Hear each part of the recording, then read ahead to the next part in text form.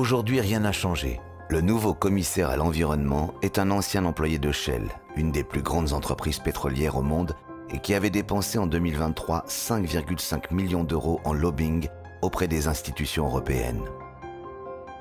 Mais le pantouflage est largement pratiqué aussi bien à la Commission que dans un grand nombre d'institutions européennes. À titre d'exemple, 3/4 des lobbyistes de Google et Facebook sont des anciens employés des institutions européennes. En mai 2019, José Manuel Campa, lobbyiste de la banque espagnole Santander, était nommé président de l'autorité bancaire européenne. Au mois de septembre de la même année, le numéro 2 de cette autorité était nommé chef exécutif de l'AFME, un des plus grands lobbies de la finance. Les institutions européennes sont aujourd'hui en état de siège. Tout autour de la Commission, du Conseil et du Parlement européen siègent cabinets de lobbying et de consultants, associations professionnelles, multinationales, think tanks.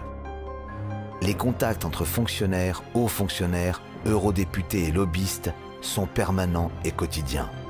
En 2023, sur les 30 organisations avec lesquelles elle a eu le plus de réunions, la Commission avait tenu 3 fois plus de réunions avec des représentants de multinationales qu'avec des représentants de travailleurs, de consommateurs ou avec des défenseurs de l'environnement.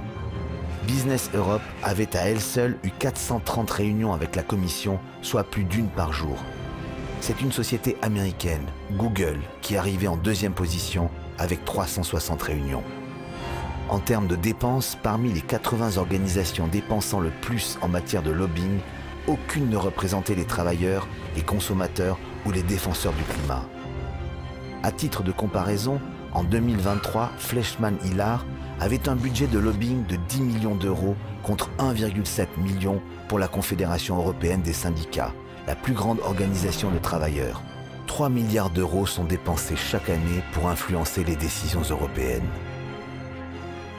Alors qu'on compte 7000 lobbyistes à Berlin et 2600 en France, on estime à 30 000 le nombre de lobbyistes basés à Bruxelles. Parmi eux, 7500 disposent d'un badge d'accès au Parlement européen qui compte 705 parlementaires, soit 10 lobbyistes pour chaque eurodéputé. Les choses vont-elles changer? La Commission européenne ne semble en tout cas pas le vouloir. Elle, qui est la seule à pouvoir proposer une régulation des relations des institutions européennes avec les lobbies, a annoncé en 2023 que le nouveau comité d'éthique proposé à la suite d'un scandale de corruption avec le Qatar ne serait doté d'aucun pouvoir d'investigation et d'aucun pouvoir de sanction. Rien ne changera, d'autres scandales suivront, car le pantouflage et les contacts avec les lobbies sont devenus une culture et un système.